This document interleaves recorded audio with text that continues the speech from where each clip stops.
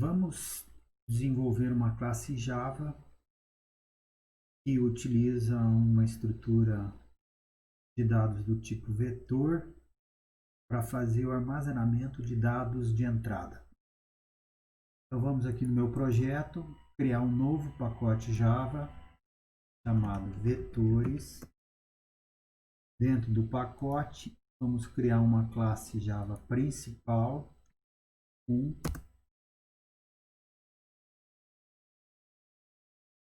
E então vamos iniciar implementando o objeto, instanciando o objeto de leitura a partir da classe Scanner.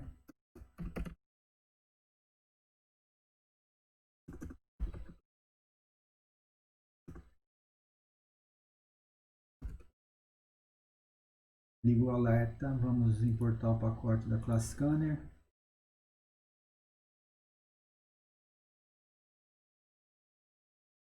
Então aqui estão os elementos básicos da declaração de uma estrutura de dados do tipo vetor. Então, tamanho do vetor, a declaração e alocação de memória para os itens do vetor. A declaração do vetor é sempre acompanhada então dos elementos sintáticos colchetes, e a declaração ela é dividida em duas partes. Na primeira parte tem-se a declaração propriamente dita da variável vetor, e na segunda parte tem-se a instanciação e alocação de memória para os itens do vetor. Vejam que aqui está indicando que serão alocados n números inteiros.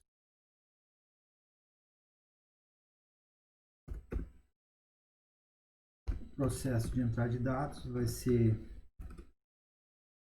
apoiado por uma estrutura de repetição do tipo for.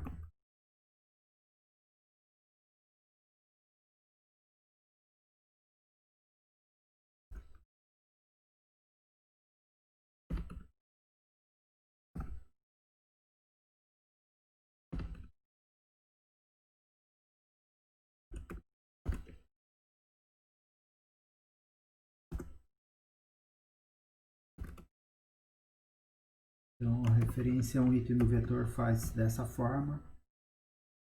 O IESB elemento do vetor x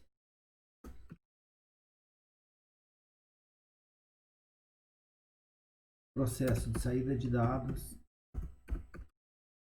é parecido com o processo de entrada de dados.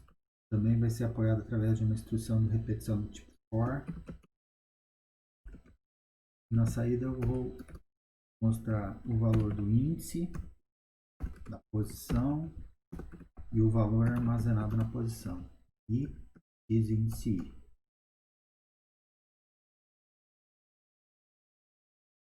Então temos aqui os elementos básicos da declaração de um vetor: tamanho, declaração e alocação de memória, a variável que vai ser o índice, ou que vai indicar a posição de um elemento dentro do vetor, variável i, e veja que ela também é usada como variável de controle da instrução de repetição, for. A variável começa em zero, porque os elementos do vetor são indexados a partir de zero. Sendo indexado a partir de zero, a posição do último elemento do vetor vai ser sempre o tamanho do vetor menos 1. Então, nesse caso, um vetor de tamanho 5, temos índices como 0, 1, 2, 3 e 4. Então, 4 é a posição do último, que equivale ao tamanho do vetor menos 1.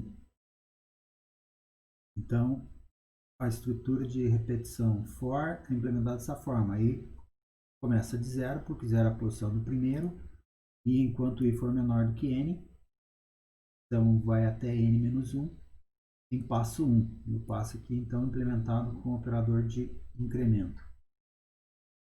Veja também que para indicar a ordem, veja que a ordem de um elemento no vetor é diferente da sua posição. O primeiro está na posição 0, o segundo está na posição 1, o terceiro está na posição 2 e assim por diante.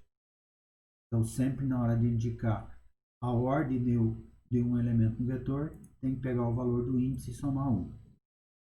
Então, vamos executar esse código-fonte. Vamos fornecer na entrada de dados os valores exatamente como mostrados aqui na figura. Primeiro item 2, segundo item na posição 1, valor 7. Terceiro item na posição 2, valor 1. Quarto item na posição 3, valor 3. Quinto item na posição 4, valor 5. Veja lá, na posição 0 está armazenado o valor 2. Na posição 1, valor 7 e assim por diante. Então,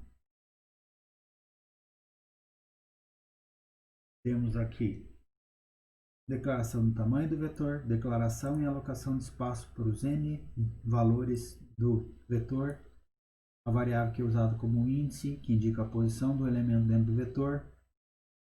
Veja que a ordem é diferente da posição, primeiro fica na posição 0, então sempre que for indicar a ordem de um item do vetor, tem que somar 1 ao valor do índice.